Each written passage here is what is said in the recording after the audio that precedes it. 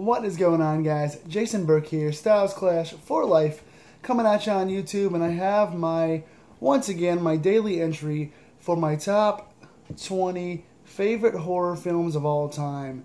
I've been compiling a list now for the last several days. I wanted to put together my personal favorite, not the best horror movies, not the most successful horror movies, just a personal list of my top 20 favorites of all time in the horror genre, counting backwards from 20 all the way up until unveiling number 1 on Halloween night or day. So I'm on number 15 now. So if you guys have not seen 20 through 16, I have completed 5 other videos. Go check those out. 20 through 16 are up on my channel now, so go watch those first so you can watch this chronologically if you so choose. Sequential stuff is always fun.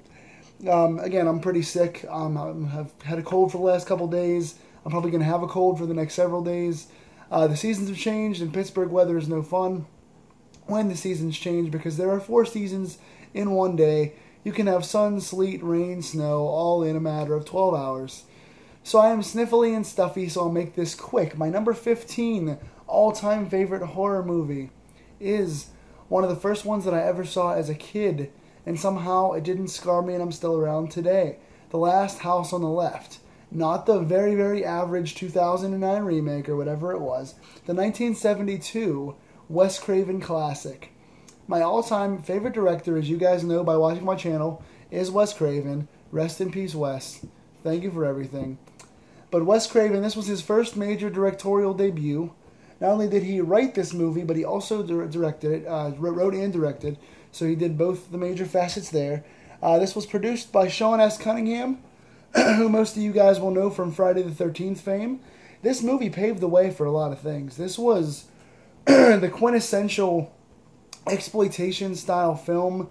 This was almost what's considered kind of torture horror, torture porn, whatever the term is necessarily. But this sort of is the epicenter of the exploitation kind of torture genre, and also paved the way for Friday the 13th. Sean S. Cunningham often cites this movie as being like his start into horror, and he knew he wanted to do horror after this, and decided on the title Friday the 13th several years later. And again, the 70s were sort of the start of the boom for murder, gory, slasher-style horror films. Now, this isn't necessarily a slasher, but there is a lot of murder and horror aspects to it. And it's sort of, again, early 70s paved the way for, like, along with, like, The Town That Dreaded Sundown and some of the other stuff with Mario Bava, the Giallo, and the Dario Argento. This was one of the most famed horror films that came from a small-budget place and became huge. So, 72, Craven, again, written and directed, produced by Sean Cunningham. And again, without getting into too much here, but I will give spoilers, so if you have not seen this movie and you want to go watch it, pause this video and go back and watch it first. There are spoilers here. But essentially, without giving too much of it away, I guess, the movie centers around Mary and Phyllis, 2 girls going off to a concert. They are left alone, unsupervised, to go off to some rock concert and to party. Playing the awesome song in the background, The Road Leads to Nowhere. The soundtrack in this is iconic. You only hear about 3 or 4 songs in the movie, but they leave quite a lasting impact on you. The Road Leads to Nowhere is the most famous one. It goes on for quite a while, and it is very iconic. Great soundtrack for this film. Great atmosphere for this film. Mary and Phyllis decide to smoke weed, or grass, as the kids called it back in 72. And they go off and smoke weed, and they're hanging out. And they encounter a group of 4 serial rapists. I believe it's a guy and his son, and another guy and his girlfriend. It's like 4 ruffians, biker, serial rapists. The main guy is kind of considered a killer. I think his name is Krug. I haven't watched it in a few months. I have to rewatch it soon. It's on my list for this month to watch.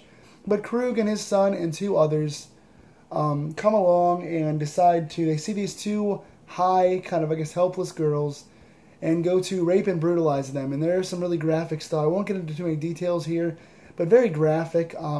Beat them, rape them, kill them. Essentially, they kill Phyllis first and then leave Mary, leave her for dead, shoot her in the water. She's left for dead floating. And then the story becomes the four rapists wind up looking for shelter. They're going around trying to find someone to rob. They're looking for either a house to stay in or a house to rob, or both. I can't remember exactly. But the four ruffians go and wind up staying at a house, staying overnight. I believe one of the rapists gets attacked or something, and he's sick, and that's why they go and find shelter. But they wind up, ironically enough, one of the big twists for that time period, they wind up staying and finding shelter with the girl who they just raped's parents. Mary's parents wind up being the setters for these four rapists and murderers. So the girl's parents eventually find out that these guys have killed their daughter. They find out via, I think it's the daughter's necklace or the daughter's ring. It's some piece of jewelry the daughter had worn that is now being worn by one of the murderers. And the parents find out and realize that these guys have killed their daughter. And they just do some savage stuff to murder them. I believe the wife seduces and then, what's the word, makes one of the guys a eunuch. She impales the guy in his man parts very brutally. The father, I think, goes at one of the guys with an axe.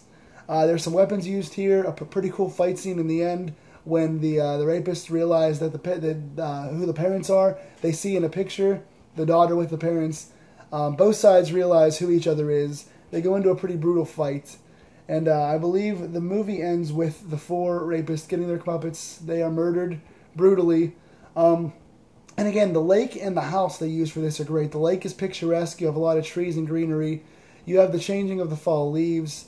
Really cool woodsy area. I love shooting horror films in woodsy areas. The soundtrack again and the sounds of nature lend itself to this beautifully. And the house also. The house the parents stay in, which the rapists eventually stay in, is very nice too. So good atmosphere, good soundtrack, good acting. I didn't write down the actors' names or most of the characters' names, so I apologize. But everything is well done. Krug's believable. The parents have genuine emotion, and you really connect to their story. Finding out their daughter gets killed and then wanting to get revenge. So they go from, grieving and sad to angry and vengeful. And you side with them the entire time. So there's a very good, staunch character development here as well. Acting is good all the way through. And again, this is a good reason to see this, not only for the start of Sean Cunningham and getting into Friday the 13th and paving the way for other exploitation and horror and slasher films later down the road, but for Wes Craven's debut as a director. I mean, this is a must-see for that alone. But aside from that, even as a standalone film, this has a powerful story, good acting, and a good environment. It is classic horror, and I think you all should check it out. So that's my number 15 all-time favorite horror film, 1972's The Last House on the Left. If you have not seen it, do you want to see it? If you have seen it, and I'm sure most of you that are watching this have, tell me down below what you thought of it. What did you guys think of Wes Craven's job here? Sean Cunningham, Mary, the cast and the crew. Tell me down below. Also, is the placement on this list too high or too low at 15? And what are your lists? Tell me in the comments, please. Until next time, guys, I bring you guys tomorrow, number 14. I will see you all real soon. Lock your doors, dim the lights, enjoy the movies, and stay scared. Thank you.